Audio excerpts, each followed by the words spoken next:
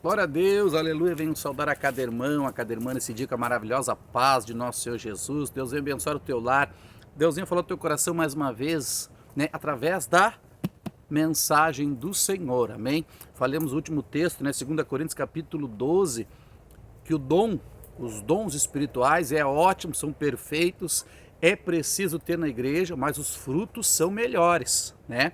Tanto é que o fruto permanece, né, para salvação. Os dons serão tirados, amém? Então muitas pessoas invertem os valores hoje, e isso é um grande problema. E hoje eu quero deixar um texto da palavra do Senhor. Eu creio que muitos também não vão concordar. Ultimamente Deus tem levantado uns textos meio burocráticos, como se diz, burocráticos, né?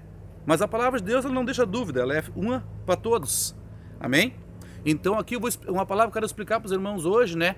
Não é todos os casos, veja bem o que eu vou falar aqui, é para alguns casos, não é para todos os casos. Veja bem, eu vou explicar dentro do texto.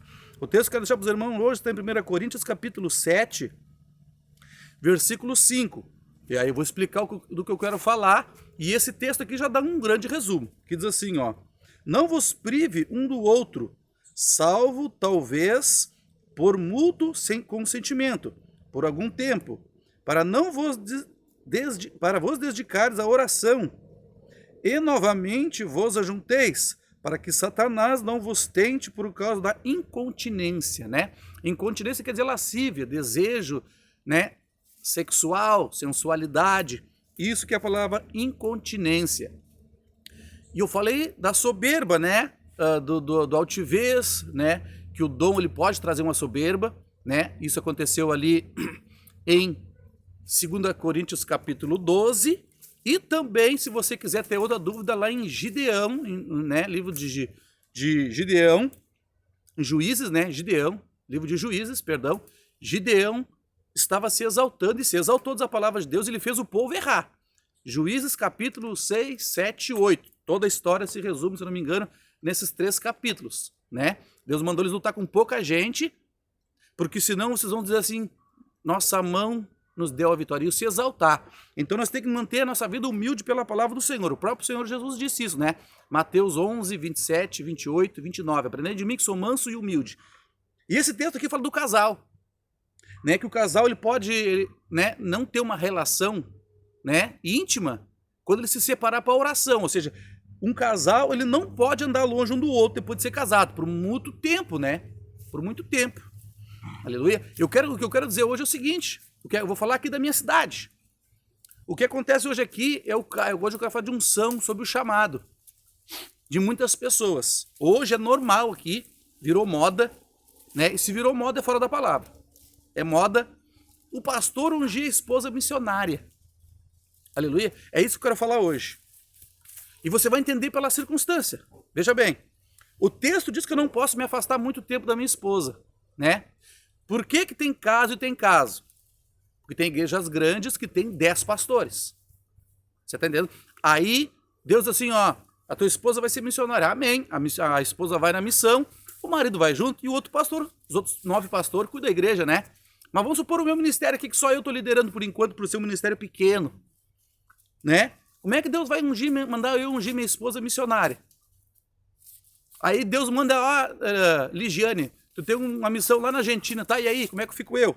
A Bíblia diz que eu não posso me afastar muito da minha esposa, porque eu posso cair na tentação do diabo. Como é isso, irmãos? Então, como Deus vai fazer uma coisa dessa, uma divisão? Você está entendendo? Porque o que eu quero dizer? O que eu quero dizer? Que a soberba está fazendo ungir. A soberba. Como assim? Porque né, o pastor e o missionário, né, ou a missionária são uns dos cargos mais altos dentro da igreja. O pastor é pastor, a minha esposa tem que ser missionária. Não tem que ser, não. Tem que ser se Deus mandou. Mas Deus não vai ungir um para um lado e um para o outro. Isso que eu quero dizer, você está entendendo? Então tem muitas coisas que a Bíblia chama de sofisma. O que é um sofisma? Parece ser correto, mas procede à ruína. E se você olhar Provérbios 16, 18 fala da soberba, Deuteronômio 18, 22 fala que certas pessoas profetizam na soberba, Deuteronômio 18, 22 profetizam no impulso. Você está entendendo? Não tem como, irmãos, eu ser um líder da igreja, pastorear a igreja e Deus mandar minha esposa para uma missão. Né? Porque a missão não é ir da igreja para casa e da casa para a igreja. Aqui na minha cidade tem missionário que não sabe nem pregar. nem prega, nem na sua própria igreja. Né? Por ser uma cidade pequena que eu conheço todo mundo. Como assim, irmãos? Para ser missionário, irmãos, o missionário tem que ser mas focado no poder de Deus. Se você for na Bíblia, quem foi os fazedores de igreja? Foi os pastores? Não, quem foi? Missionário. Paulo fazia a igreja, montava a igreja, ungia presbíteros, diáconos e pastores, e ali ficava uma igreja. Não era Pedro que montava as igrejas, era Paulo. Paulo que era missionário. Depois ele ungiu um pastor para cuidar daquele lugar. Então, o que eu quero dizer? Que o missionário tem que ser afinado na palavra de Deus, tem que ser homem ou mulher que clama a Deus, porque sai do conforto. O pastor findou o culto e vai para casa descansar. O missionário não. O missionário hoje dorme aqui, outro depois dorme lá. Gente, veja o que diz o texto, ó. Não vos prive um do outro, salvo de por consulto, não vos prives um do outro, talvez por mútuo consentimento. Ou seja, eu tenho que ter um acordo com a minha esposa. Minha esposa, vamos orar essa madrugada? Ela vai dizer, vamos, então tá, então nós não vamos ter uma relação hoje íntima, né? Nós vamos só orar. E aí ele diz o quê, ó? Sentimento por algum tempo, para dedicares à oração. Novamente vos ajunteis, para que Satanás não vos tente. Você está entendendo? Como que Deus vai botar um missionário, minha esposa missionária, e o Moisés vai ficar pastoreando, e minha esposa vai lá para a Argentina, São Paulo, Rio de Janeiro, Estados Unidos. Tá, e como é que fica o varão aqui? A Bíblia diz que o diabo vai me tentar. E vai me tentar com razão, porque eu deixei minha esposa se afastar. Agora, se o pastor puder ir junto, se é o ministério, aí é diferente, você está entendendo?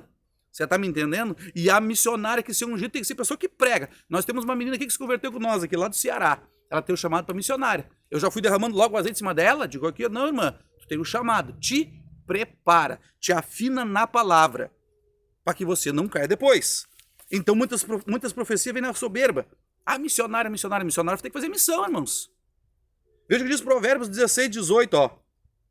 A soberba procede à ruína, e a altivez de espírito a queda. Ou seja, a soberba não mata do dia para a noite. Essa semana eu olhava sobre uma cobra.